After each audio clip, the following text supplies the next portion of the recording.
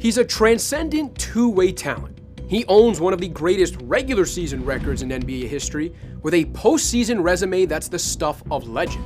He's also an injury-prone, mysterious superstar who finds himself in the spotlight of scandal. He's as quiet as they come, yet equally, perhaps unintentionally, hilarious. I'm a fun guy. Obviously, I love the game of basketball. I mean, it's just more questions you have to ask me in order for me to tell you about myself. This is the story behind Kawhi Leonard. Players who rise to Leonard's level of superstardom usually leave behind dominant high school and collegiate careers, but that's not quite the case with Kawhi. Leonard, the cousin of former NFLer Stevie Johnson, was known as more of a football talent as a youngster, following in the footsteps of his father, Mark Leonard, who was a high school football star in the Wilmington area of Los Angeles. As Kawhi would tell the San Antonio Express-News in 2013, "I probably could have gone to the NFL. I just hated practice." Leonard didn't even play high school basketball as a freshman. He missed the team's tryouts because his mother was called into work and was unable to drive him. After his sophomore year at Canyon Springs High in Moreno Valley, California, during which time he quit football to play basketball full-time, he transferred to Martin Luther King High School in Riverside. It was at King where Kawhi's path to basketball greatness took shape, but during his junior year, he and his family were forced to deal with tragedy. In 2008, Mark Leonard was shot and killed while working at the Compton car wash he owned, the same car wash where a young Kawhi had learned valuable lessons in hard work while helping his dad on weekends and during summers. He really didn't show no emotions about it, and if you didn't know the boy, you wouldn't know what just happened. Kawhi's AAU coach Marvin Lee told NBA.com, "If you are around him enough, you know he's a little different. Kawhi is a private person, then and now. Kawhi handled it through basketball." The night after losing his father, 16-year-old Kawhi took the court for an inspiring performance against Compton Dominguez. One of the spectators on hand was none other than Denzel Washington, whose son had a game in the same gym. That night, they said, "There's a young man who's playing tonight. His father had been killed." So we had a moment of silence for him. And the kid's name was Kawhi Leonard. I figured, oh wow, this kid's inspired by, losing his dad, and what a game. And no one knew, oh no, he'll be able to do that for the next 20 years. When it was over, Kawhi broke down in his mother's arms. "Basketball is my life, and I wanted to go out there and take my mind off it," Leonard would later tell the Los Angeles Times. "It was real sad. My father was supposed to be at the game." It was during this time that Kawhi's uncle, Dennis Robertson, took on more of a father figure role. "With my dad passing away, there aren't too many men in the family, and he's a great guy to just talk to that has been through my experiences at my age," Kawhi told the San Antonio Express-News in 2014. As a senior, Kawhi and future NBAer Tony Snell teamed up to lead King High to a 30-3 record, with Leonard being named California's Mr. Basketball. Yet even for the best basketball player in the most populous state in the country, stardom wasn't guaranteed. Leonard was a 4-star recruit and only the 48th ranked player in the class of 2009, landing at San Diego State rather than one of the big-name programs we usually associate with future NBA superstars. All those schools didn't think he was good enough. That's the bottom line. Leonard's AAU coach Clint Parks told the San Diego Union Tribune in 2019, "Everyone missed the boat. They misevaluated. San Diego State evaluated him properly." Kawhi rewarded the school with a new level of success and exposure. The Aztecs, who hadn't made an NCAA tournament appearance in 4 seasons and hadn't made back-to-back tournaments since the mid-70s, went 2 for 2 with Kawhi in the fold, including a trip to the Sweet 16 in 2011. Though it's become a source of comedy and a New Balance trademark since a 2019 story about Leonard's San Diego State years was published, the workmanlike attitude Kawhi approaches the game with was summed up with one now iconic phrase: "Board man gets paid." Leonard became the first player in program history to have his number retired. Still, just like he was coming out of high school, Leonard was undervalued when he left San Diego State to declare for the NBA draft. Most scouts saw a defensive prospect who was an offensive project. Leonard was selected 15th overall by the Pacers in 2011, then flipped to San Antonio in a draft night trade for George Hill. Kawhi's full star turn would take a few years, but anyone paying attention could see that the Spurs had found themselves another gem.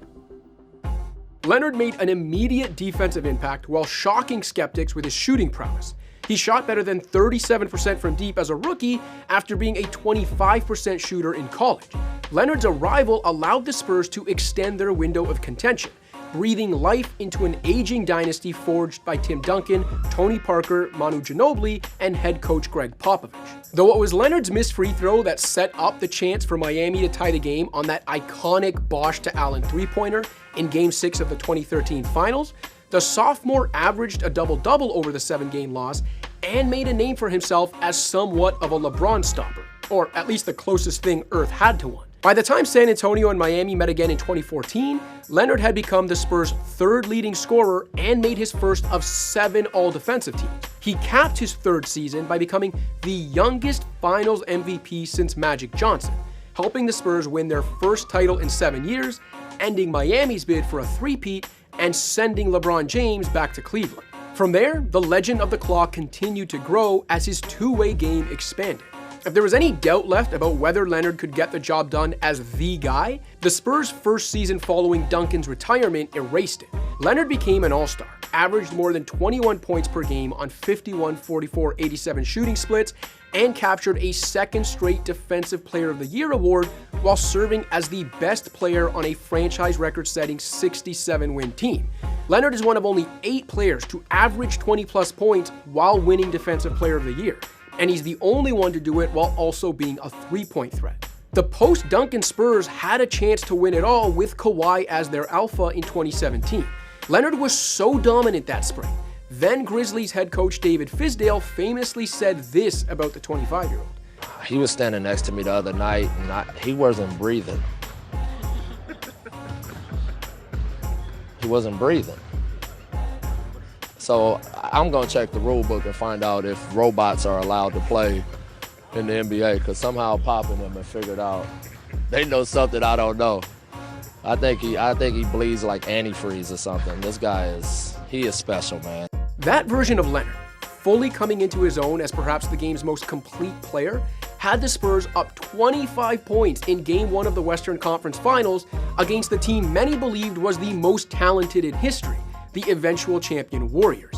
Unfortunately, we all know how that ended, thanks to Zaza Pachulia's giant misplaced foot.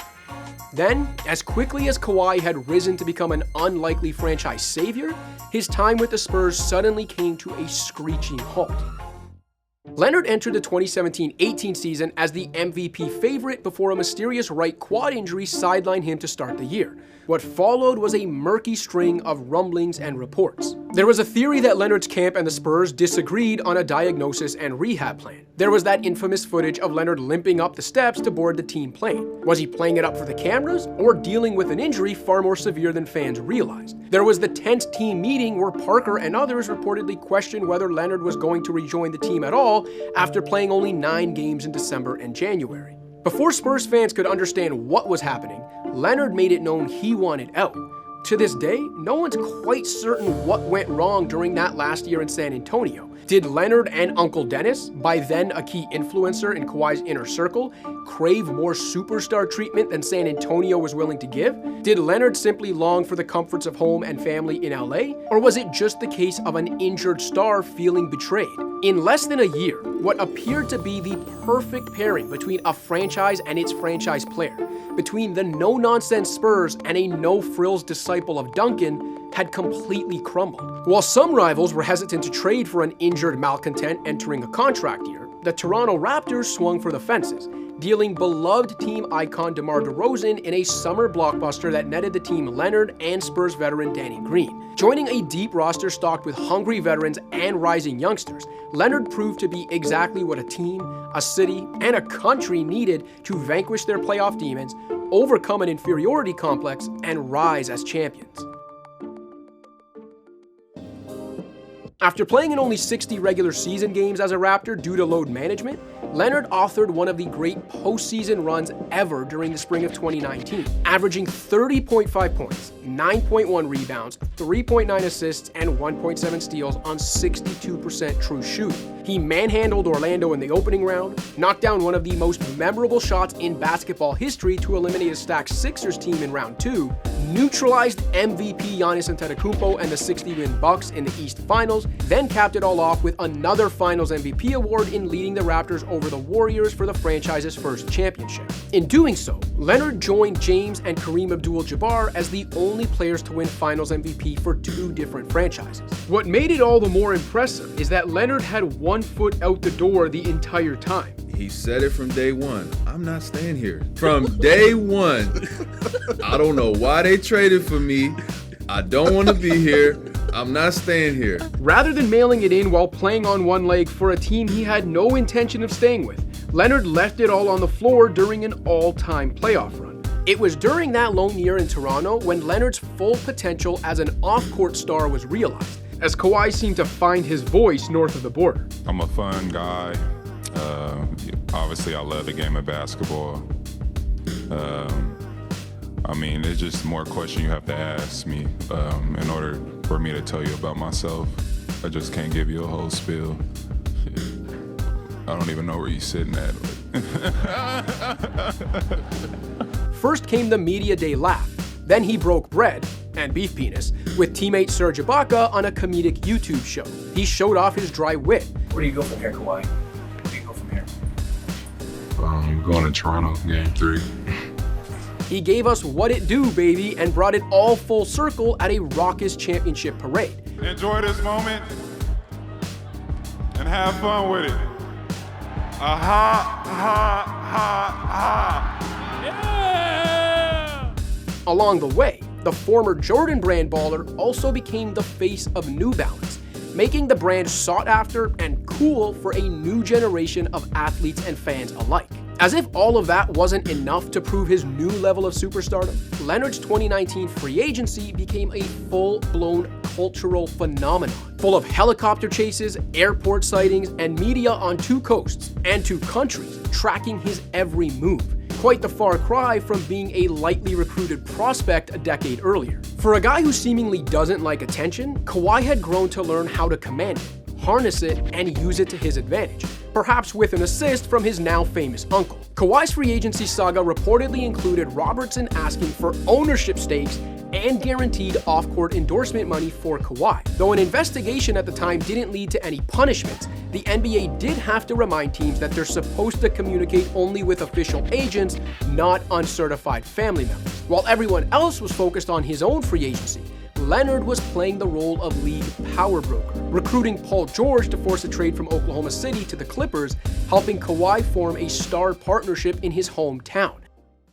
Leonard and the Clippers surely felt like they were on top of the basketball world, and like they'd rule it for the foreseeable future. Instead, they've shared a mutually depressing descent. To acquire George, and by extension Leonard, the Clippers traded a young guard named Shai Gilgeous-Alexander and control of 6 first-round draft picks. Now, any team would have done the same at the time, with Kawhi and PG coming off a Finals MVP and third-place regular season MVP finish respectively. But we know what's happened since. The Clippers blew a 3-1 series lead to Denver in the second round of the 2020 playoffs, advanced to the franchise's only conference finals while Leonard was sidelined by a right ACL injury in 2021, then missed the playoffs entirely while Kawhi rehabbed that injury in 2021-22. Leonard returned for 2022-23 and looked great early in a first-round series against Phoenix, only to be shut down again due to a torn right meniscus. The next year followed a similar pattern. Kawhi suited up for 68 games, the most he had played in 7 years, and made his last All-NBA team before being sidelined in the first round of the playoffs by inflammation in his troublesome right knee.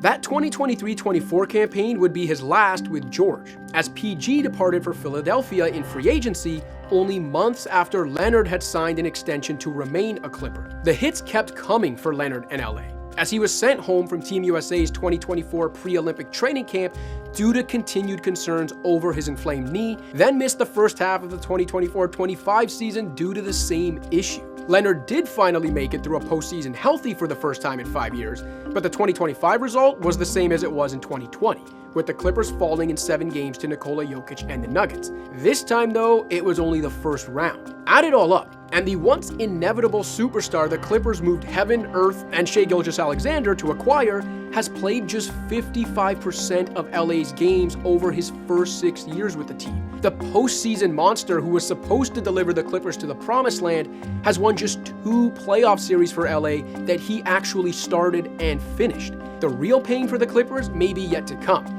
As a bombshell 2025 report by investigative journalism podcast Pablo Torre finds out, alleged that the Clippers circumvented the salary cap when they re-signed Leonard in 2021. It's implied the Clippers gave Leonard tens of millions of dollars worth of extra money, cap hit free, by funneling it to him through an endorsement deal with a now bankrupt eco-friendly bank and tree planting company. This follows years of tampering allegations related to LA's original pursuit of Leonard, which have resulted in multiple lawsuits and league fines between 2019 and 2025. Though they may never admit it, Leonard has seemingly brought the Clippers more headaches than anything else, more lawsuits and league investigations than playoff series wins. Whether the allegations can be proven true or the Clippers face any punishment remains to be seen, but it's all left Leonard in a much different light for fans. It's also added an unfortunate yet fascinating chapter to one of the most intriguing careers in sports history. He's been both an overlooked recruit and one of the most sought-after players the NBA's ever seen. He's been a 3-and-D role player